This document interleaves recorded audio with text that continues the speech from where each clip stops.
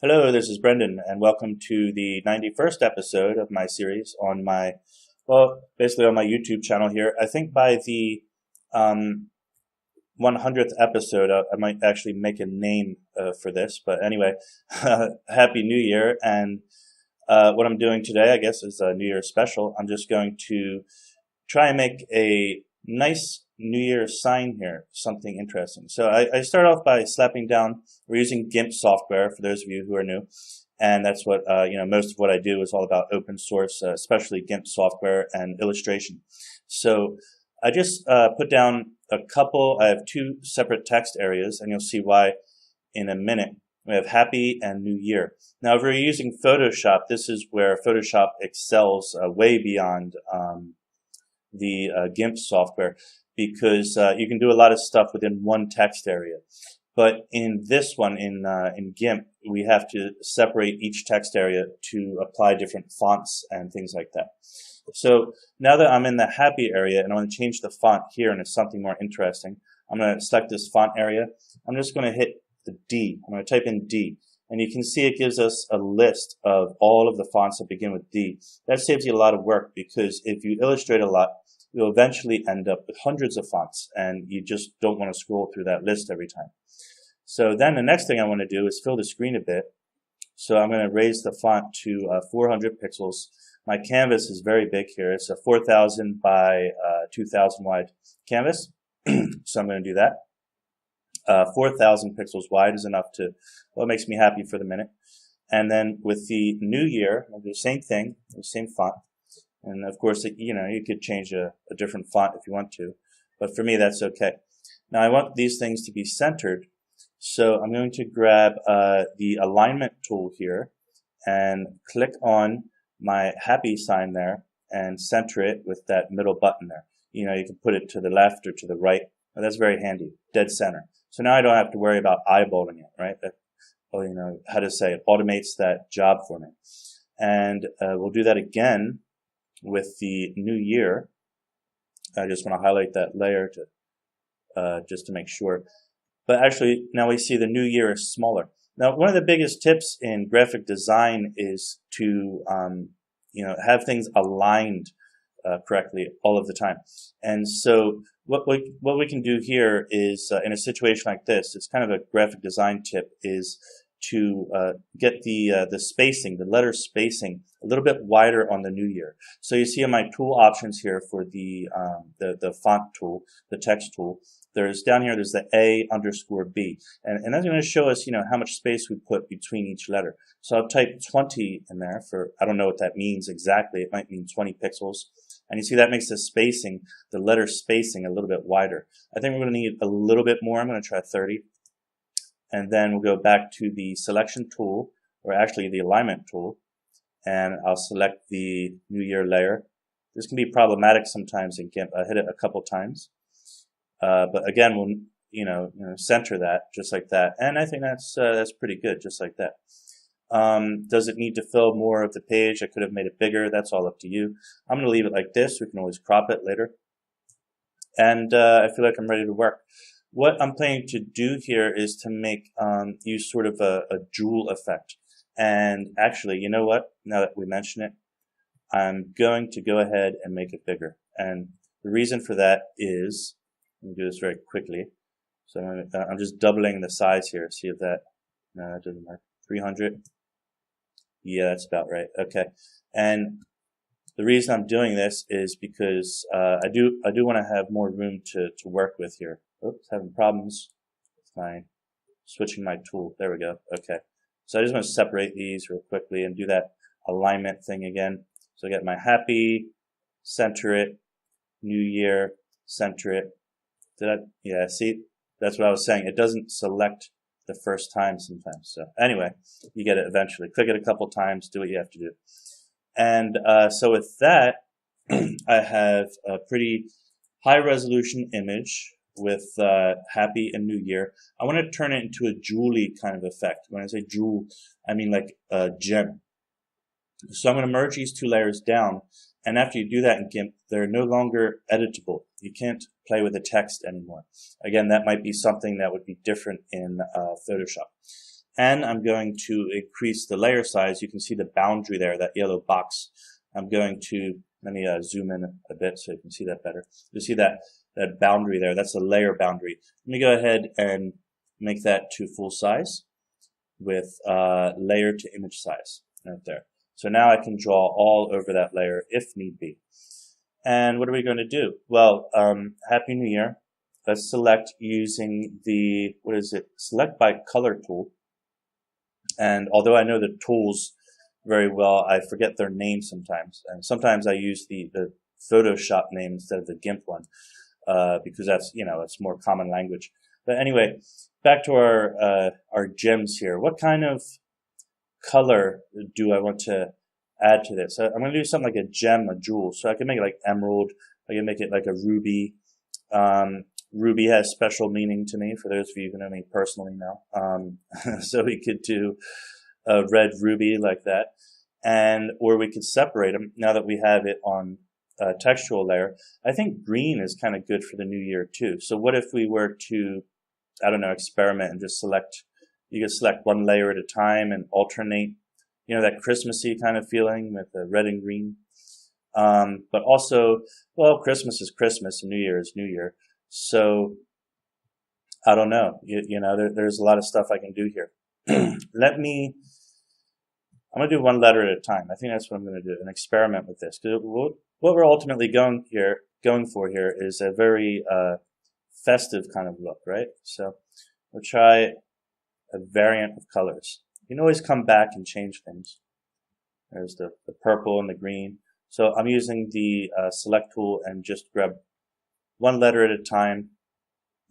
Make it a little darker in some cases. Yellow doesn't always show up. Yeah, that's not strong enough actually. That one? Yeah, I don't like that at all. Let's just go back to where it was, I guess. It's not working. Yeah, there we go. Okay. And for the red, I'm just working my way down the color wheel here. We can get into orange. And I need to put the paint bucket on. I want a stronger orange there. And I think that's kind of happy, kind of festive. Now I've run out of colors. I started with the red and worked my way down the color wheel, although I don't have any blue. I kind of skipped blue, but that's okay. So let me just keep going like that. Here, new. And we'll go back to, here's more of a purple. And then we'll get to the E. So go ahead and time lapse this part. Okay, so now I have all my colors set up, and what I'm going to do is to go ahead and try and make all of these into a jewel, a gem sort of look. So let me start off with the H. I'm going to select that. I'm going to leave that red base color right where it is, and I'm just going to select that, and then I'll make a new layer, and I'll even put, I'll call it light for now. It means light and shade or highlights. That's what I'm going for. I'll select the original red, and I'm going to go up to a higher. It doesn't have to be too high just yet. I'm going up to a higher shade of red like that. So that'll help us to make a highlight. Actually, that's going to be step 2. Let me do something else first. I want to use a radial. Sorry, I do things a little bit out of sequence sometimes. I forget myself. Yeah. If you add a little bit of that radial gradient at first, it's going to give us a much better end result, because jewels and gems, the way that they interact with the light, it's not always so easy to explain. But let's just take that for granted right now. I'll make it even a little bit higher in saturation, really bring out that rubiness. Let's just take that for granted as to why or how it works, and then I'll go back and maybe add a little bit of the other color shining through. Okay. And now back to what I was doing with my brush. So now I have my lighter red, and we'll just take that, don't worry about that. Don't think about what I did there just yet. We'll worry about that in a minute. I'm going to turn off the dynamics so that every line I draw is of exactly the same width. And now I can hold Control and Shift and see, when I zoom in, Control and Shift will give me that perfect line just like that. And I'll do that all around the top and left edges. And well, this one didn't quite come in just right. Down there and about over there. That should work right. So here's a top edge, top, left. And here is also a left edge, right? Just like that. And then we're going to do the opposite for shade. We're going to bring it down darker. And, you know, I don't really want to make an opinion right here. You can make it higher in saturation or lower, but, well, at least we know it has to get darker. So we'll do that. Come back here. That's way too dark. I'm going to lower the opacity. Get back where I was. Okay. I'm just going to do the H. So, you know, you're starting to feel bored. Bear with me. I'm just going to do the H, then I'm going to go into time lapse. I know it can be a little, you know, a little boring sometimes to watch all the details. So there's that. And so now you can feel the texture. I've got one more right here. And what we're doing, you know, on that last batch there, it was first we did all the top and left edges, and now we're doing all the right and bottom edges. So you can really feel it like popping out a little bit, right? I could have even done it a little bit stronger, and I'm actually going to do that. I'm going to bring it in a little bit, and you'll see why in a minute. I'm going to go over all of that one more time, and I'm going to bring the opacity back up. All of this one more time, because I'm going to make it a little bit thicker, just like that. And we have powers available to us to manipulate these things. So was this the darker one? Or that was the last one I used. Let me see. I think that's the one, but I had it on lower opacity, right? Yeah. Okay. Now I'm going to bring it in a little bit further. Yep. And further still. Right. So it's covering in more of that area there. Right. Okay. Just like that. And then the reason I wanted to do that, I'll show you here. I'm going to have my eraser on. I'm going to put it on this brush on the bottom left, which has no fuzziness to it, and so it'll cut it perfectly clean. So in order to make something look like a fine cut gem, you can go like this, and you see that sharp edge just like that, right? Come down here, do this, up and over, up and at 'em. There you go. And you can see some remaining space on the inside. Just go ahead and delete that. And bring it around here. Do the same thing. You do have to eyeball it a little. There are other ways of doing this, but I'm just doing it by hand this time. I think it's good enough. Okay. Do this one H, only one. So some of that gradient that I had, and you see there's a little cleanup work to do around here. Do all this stuff. So some of that original gradient work that I put in there, it got deleted as a result, but we can put it back in. And I'll do that again with the darker red and the gradient tool when the opacity is lower, so that's good. So I just add this on a separate layer, and that works out about fine. Yeah. So now I'm going to, I like the sharp edges I have there. I think everything's fine, but it still doesn't feel like a gem. It's not shiny. And that's because things that are very shiny and reflective will reflect a lot of light. I'm going to add one more layer here in which we can play with the light a bit more, excuse me. I'm not even sure if what I said there. Okay, so yeah, there we go. So now we can add some highlights up here. I have the opacity down way low. And just get it, try and,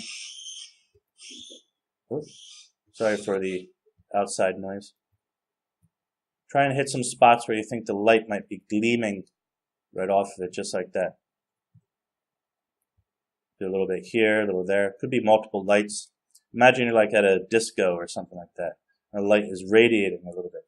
And then I can even undo the, I'm going to undo the selection in a minute to give it a little glare. But I kind of wish, yeah, I want to get that inside part. So I'm going to select. Some of this I am making up as I go along.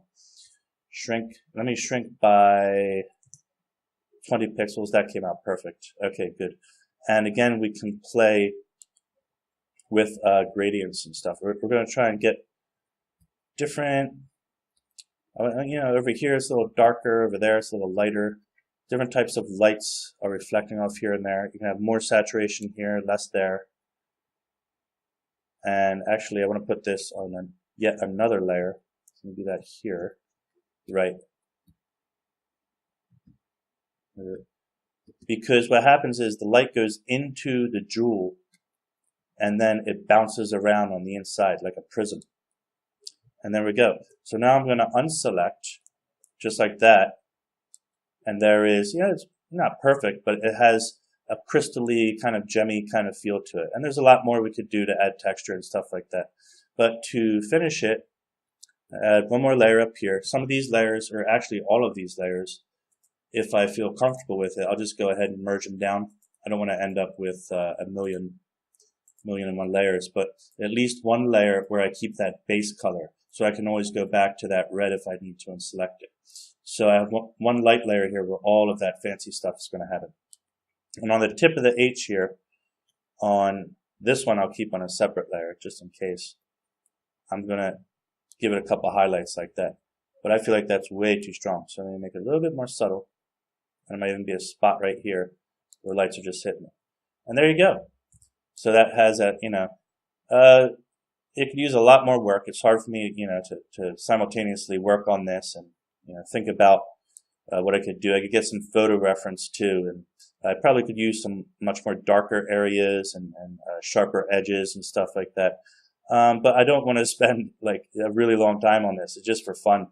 And Happy New Year. I'm going to go into time-lapse now. We're going to put on some bright and happy music, and I hope you have a great day and a Happy New Year, and I'm looking forward to a lot more illustration in 2018. By the way, I might even end up adding that down here. I didn't even think of it. Okay, but that's it. We're going to go into time-lapse now. Enjoy the video, and we'll see you in the next one. Have a great day. Oh, and if you liked or enjoyed any of this, please remember to go ahead and share it with your friends, like-minded people, and subscribe if you want. Up to you. No big deal. And give us a like. Thank you very much. Happy New Year. Bye-bye.